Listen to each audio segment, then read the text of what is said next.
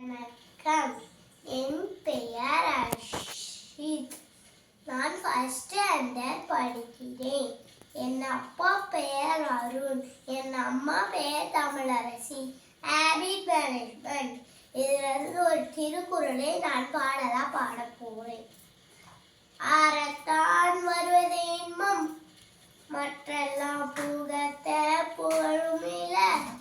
அறத்தான் வருவது இன்பம், மற்றெல்லாம் புகத்த புகழுமில்ல. இது இன்பத்திற்காகவே இன்னா செயலை செய்வது ஏனுங்க. அறத்தை ஆவலா செய்தால் போதுங்க. அறத்தான் வருவது இன்பம், மற்றெல்லாம் புகத்த புகழுமில்ல. அறத்தான் வருவது இன்பம், மற்றெல்லாம் புகத்த புகழுமில்ல. நன்றி.